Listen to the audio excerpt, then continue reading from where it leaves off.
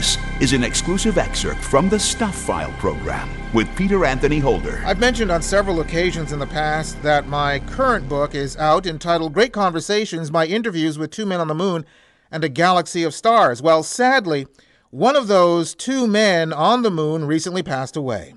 Astronaut Alan Bean died on May 26th at the age of 86. I had the pleasure and honor to talk to Alan on a couple of occasions, most notably back on March 8th, 1999. At the time, Alan, the fourth man out of only 12 to walk on the moon, was also the only artist to travel to the lunar surface, and we talked because he was promoting his excellent coffee table book of his work entitled Apollo, an Eyewitness Account by astronaut, explorer, artist, moonwalker Alan Bean. Here is part of that conversation now. I was looking through the book, and a lot of us were aware of the fact while this was all going on, a lot of pilots, a lot of military people, astronauts going into space, going on to the moon. But I don't think a lot of us were aware of the fact that there was an artist amongst the group, and that artist was you. Well, I wasn't completely aware of it myself. Even though it was my hobby, I never thought of it as a profession.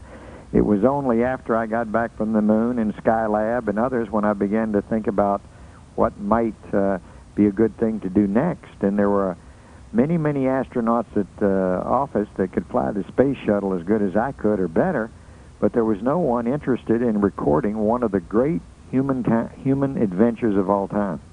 It's interesting because, when you think of the great explorers usually, and of course when the great explorers went in ships in most cases, so there was a larger crew, a larger complement, there was always somebody who went along who was an artist, who would record and document in an artistic fashion what the journey explored.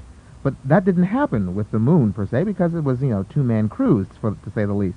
But having you there and looking at some of the drawings you do in the book, it is absolutely breathtaking. Well, thank you very much. Yes, I enjoy doing it, and it's the reason I became an astronaut really way back in 1963 was because I liked doing those things, and I liked the way the lunar module looked and the suits looked and felt, and so I noticed that when I'm painting them, I feel the same sorts of feelings going through my brain, that I like the looks of these. I like the look of the lunar dirt, things like that. You were doing art before you went to the moon. I'm just curious to know, as someone who is artistic, how did going to the moon, that breathtaking vista that very few have seen, how did that affect your artwork after your return? Well, first of all, I've always been a person that liked a lot of color. I'm very much like the Impressionist painter. Monet is my favorite artist, and so when I got back from the moon, people were saying, artist friends of mine were saying, why don't you paint the moon? And I'd say, well, look, the moon has got a gray surface, and the sky is black, and we're running around in white suits. I don't know. I don't know if you can do something like that and make it beautiful.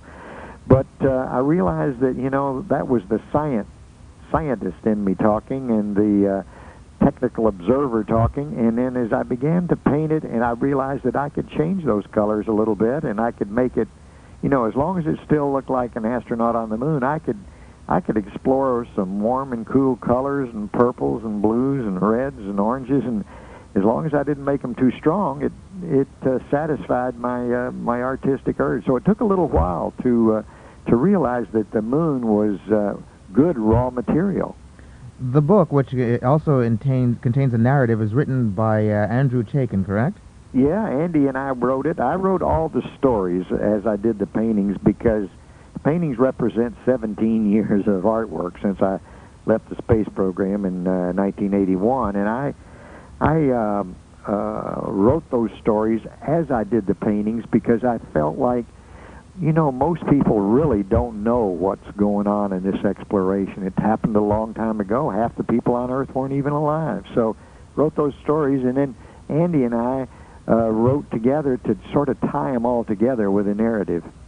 And if I'm not mistaken, was it not Andy's work that was the basis for that excellent HBO series, From the Earth to the Moon? You're absolutely right. Andy Chaikin is one of the reasons we asked him to participate in this book with us was he cares a lot about the space program, and he knows so much about it, as evidenced by his wonderful book, Man on the Moon, which may be the best inside book that's ever written about the space program, because he spent 10 years, interviewed most of the astronauts, and just cared deeply about it and recorded it in a wonderful way. And it became Tom Hanks's Bible, you might say, to make that series. It's interesting that we have a chance to talk to you because of your artistic talent and showing us a different perspective of going into space and going to the moon. And the reason why I bring that up, I had an opportunity on another program to talk to Harrison Schmitt. Oh, yeah, Jack Schmitt. Wonderful, but 100% scientist in his head. Well, that's why I wanted to talk to him, because I was watching From the Earth to the Moon, the HBO series, and I just found the stories depicting the whole geological training that they had in the desert before they went to. I found that fascinating, and I think that it's a combination of learning about the science and what it took to get man to the moon from a scientific point of view, and also looking at it from your artistic point of view, that makes it more human for the average person. And I think both of them together are 2 points that maybe give a reason as to why maybe we should spend the money and time and do this again. Well, I think you're absolutely right. And Jack Schmitt helped every crew. He was kind of a coordinator between the scientific community, the geologists, and the crew members. We were all test pilots and engineer types. We didn't know a lot of geology, and we didn't care about it like he did. And so he was able to kind of infuse some of that excitement about studying rocks and dirt and looking at topography and make it exciting to us. Not as exciting as it was to him. That's why it was so wonderful that it went. But flying was more exciting to us than it was to him. So it turned out to be a nice combination. Jack Schmitt made a great contribution to Apollo. And that's exactly the point I'm bringing up here. And again, with your artwork, to a lot of people who were watching the Apollo missions, especially after some people became jaded, everyone watched when Neil went up, because it was the first time, and there was great interest when you went up because it was the second time. But by the time they got around to Jack Schmitt in the last Apollo mission, people were thinking, these are just flyboys going up to the moon, and some of them are playing golf, Well, that's right. Now that's interesting you should bring up the golf, because in light of what you said a little bit earlier, when I watched Al Shepard on Apollo 14 hit the golf ball, I thought, because of my mindset at the time, mentality, I thought, boy, he's wasting time. He should be picking up more rocks. He should be doing more geology. Here he is just hitting a golf ball. But after a few years, I began to say, maybe we didn't do enough things on the moon in our exploration that were just human, fun things to do. In fact, if I had it to do over again, if I could go back in time, which none of us ever can, and do it over again, Pete and I think, would take a football. Now, I didn't think that when I watched Al do it. It took a number of years afterward. We'd take a football, we'd turn the TV on us. I'd say, "Go deep, Pete," and I'd throw him a pass, and then maybe he'd punt it back. We'd get it on TV, and it'd be fun. Maybe the next crew would take a soccer ball and do the same thing. It would add things that human beings can relate to. They were having difficulty relating to all this science and technology because it's just complicated. That's all there is to it. Besides affecting your artwork, how did going to the moon change you, if at all, as a human being? Well, first of all, I think it doesn't change a person so much as it sort of reveals them. I don't think most of the astronauts really changed. They just became more like they were. The ones that were religious sort of became more religious. The ones that were non-religious became more non-religious. I've noticed that in myself, too. And I noticed, too, that for me, I became a lot happier with being on Earth. I mean, I don't complain about traffic jams. I'm just glad I'm here. If it rains today, I'll be happy. I was up in Boston just last weekend speaking, and it snowed in, and I heard people complaining, and I didn't even feel at all upset. I thought, wow, look at this white stuff come down. Just think, in the moon, they never have any of this. They never have any weather. They never have any clouds. They never have any trees. They never have any animals. And that's true for Mars, our next closest neighbor. And then after that, it's Venus, and it's like like the moon with nothing going on except cloud cover, and then Mercury, and is another place just like the moon except 400 degrees hot.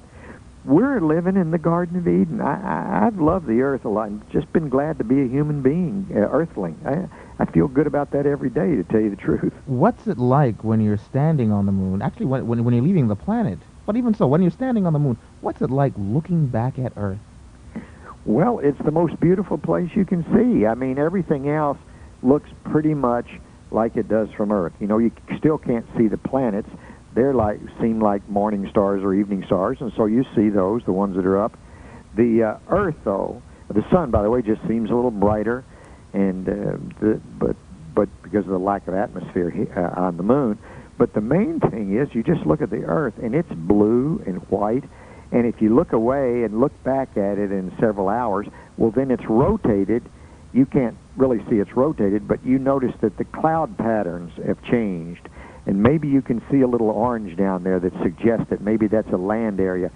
If an alien came flying near our solar system in a spaceship, they would recognize the Earth as a place that had maybe an atmosphere and water, which suggests that maybe they could have life forms there. And they would want to come visit. They wouldn't go to the moon. They'd say, hey, there's another dead place over there. And how about Mercury? We don't want to go there. It's nothing going on there. And how about those outer planets? Well, they don't even have a hard surface we can walk around. But this blue dot over here, this tiny blue ball and white ball, you know, that's probably oxygen and hydrogen. And even though we don't have it on our planet, we could, you know, there could be life forms down there. We better go down there and see what's going on. Maybe there's some growing things, or maybe even maybe intelligent life. I don't know. So it's really the most beautiful thing in the universe when you're standing on the moon. The most beautiful thing you can see. I know you're in pressurized suits when you're on the moon, but is it fair to ask how it feels or how it sounds when you're on the moon? Sure, that's fair. When I was a youngster, I lived in Fort Worth, but my grandparents lived up in Michigan. So sometimes around Christmas we would go up there and spend Christmas with them. And I can remember as a kid going out and playing in the snow, and my parents would put me in long-handled underwear and put my clothes on, and maybe a sweater or coat. And then they'd put me in a snowsuit and then a hat and with earmuffs and gloves and mittens. And they'd send me out in the snow. And I can remember going out in the snow and standing in it, and not every part of me was warm as toast except my face, you know, the part that wasn't covered by the earmuffs and the hat. And that's kind of the way I felt running around the moon. Now, we had visors on our helmets, naturally, to hold the pressure. So my face was nice and cozy. So I was nice and cozy, not warm, not cool. I had a little control of my air conditioning, which was in the backpack. And I was just the right temperature. But as I walked around on the moon, I felt somewhat isolated from it, even though I knew that in the sunny parts of the moon, you know, it was up above 200 degrees. And if we went into the shadow of the lunar module and stood there a while, it would start getting real cold, colder than 100, minus 100. And so I didn't feel that in the suit. So I was somewhat isolated. And also, being in the suit with the gloves and somewhat clumsy, it keeps you from really feeling the dirt, feeling that it didn't feel like a beach. It felt more like walking through a plowed field where you've got to watch your step so that you don't step in a hole or in a furrow, or, you know, or you sink in maybe an inch over left foot, and then your right foot goes and it sets on top, and then you put your left foot in a different place and it sinks in 2 inches. So you got to be careful you don't trip. That's sort of the effect it was. That's absolutely fascinating to hear someone talk about walking on the moon, which is obviously something the majority of the planet will never have the opportunity to do. Well, not now. Not now. I would say that maybe never the majority, but I would say within 500 years or less probably, we're going to have things on the moon where people will go there like we go to Disney World. And, of course, there'll be scientific outposts, and then eventually people will live there under big bubbles, and eventually the Olympic Games will be there and all this other stuff. But to begin with, people will, I think, start going there as a place to visit that would be fun. And so gradually more and more people from Earth will become familiar with the moon, just as from 1492 on, although it was slow at the beginning, more and more Europeans became familiar with the Western Hemisphere. It took 200 or 300 years to kind of get it going. But then once they got it going, look at it now. It's only been several hundred years, 300 or 400 years, and look at the travel now between the Western Hemisphere and the Eastern Hemisphere, and Europe. Now, again, so many of us never have an opportunity to see what it's like being on the moon. You're a person who has been there and done the artwork. We can take your word for it. The pictures are beautiful, but we can't vouch for how realistic they might be. Have you spoken to the other astronauts, your fellow moonwalkers, and have a reaction from them on your artwork? Yes, it's sort of interesting, too. When I left the space program to be an artist, even though they knew that was my hobby, some of them thought I was having a midlife crisis or something. They said, why would a guy leave being a wonderful astronaut and go try to be a starving artist or go be an artist? It didn't. To half of the people, that didn't make sense, because they didn't think being an artist was worthwhile. Where the other half kind of thought, well, that'd be fun to do. Maybe I'd like to do it. So that was a mixed reaction when I left. Nowadays, where they've had the chance to see the art, and I'm doing something to preserve something that's very important to all of us, probably more important than other people, because we risk our lives to go do that stuff. That was that important to us, and so they like it. Now, they never do criticize it. They look at it, and they won't say, well, Al, you made the moon have a lot of purples and greens in it, and I don't remember that. They never say that, but of course it's true. I didn't see any purple and greens up there. But that artists are not scientists. Artists take, in the same way with Monet and Van Gogh and all the other artists, artists take the raw material of reality and then they do what they want with it, depending on what kind of artist they are, and make it into something else. That's the role. So one of the things I want to do is take my experience and the experience of the other astronauts and make it as exciting and beautiful as it felt to us, not necessarily how it exactly looked, but more how, when I do a painting, it was a beautiful experience, and everyone that went to the moon will say that. Like Buzz Aldrin called it, magnificent desolation. Good word. So they always like them, and the more colorful I make them, the more they seem to like them, even though the reality of it is it was a gray and black world, period. Well, I think your artwork, as you mentioned with some of your fellow astronauts, so they said that you added a bit more life to what was actually on the lunar surface. You have, in some ways, romanticized it and brought it to life.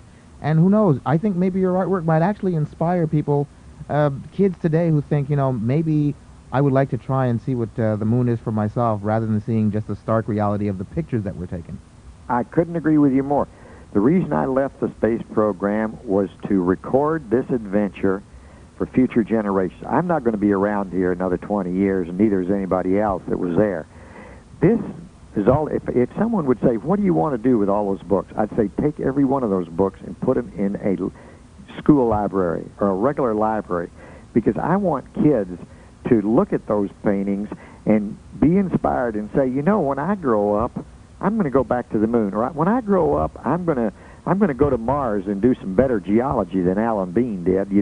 I can do better than that. Or I'm going to, maybe the books will be around even longer, and some of them will say, well, we've gone to Moon and Mars now, and the next step we're going out and we're going to land on some asteroids in the asteroid belt. And when I go there, I'm going to take a football like Al Bean wish he had and never even thought of it. I'm hoping that these pictures and stories will excite young people, because that's who belongs to the future. They've got to go do their thing. They've got to go figure out ways to move civilization forward, just like we did. And maybe they'll read the book and be inspired when they're young kids. I don't know. I hope so. Who knows what'll happen? Well, it's a great book. The book is Apollo, an eyewitness account by astronaut, explorer, artist, moonwalker Alan Bean. There's a lot of hyphens there, but all well-deserved. And it's published by Greenwich Workshop Press. I thank you very much, sir, for being on the program with us. My treat, and it's nice and refreshing to talk to someone that has the knowledge of the space program that you do. It's really nice. Thank you. Take care, sir. Bye. That was astronaut and artist Alan Bean, from a conversation we had back on March 8, 1999. He died on May 26th of this year in Houston, Texas. Some of his artwork is on display as large murals at Space Center Houston and at the Astronaut Hall of Fame at Cape Kennedy. If you haven't, I urge you to get his book, Apollo, an eyewitness account by astronaut explorer artist Moonwalker Alan Bean. It's a beautiful tome that is one of my prized possessions. Stuph File Program fans, you can hear the full version of the conversation you just heard by going to our Patreon page and becoming one of the select patrons of the show. Just go to patreon.com/The Stuph File Program. You can also find more with him and others in my book, Great Conversations, my interviews with two men on the moon and a galaxy of stars. You've just heard an exclusive excerpt from the Stuph File Program with Peter Anthony Holder. To hear any or all of the full hour-long shows, visit thestufffile.com.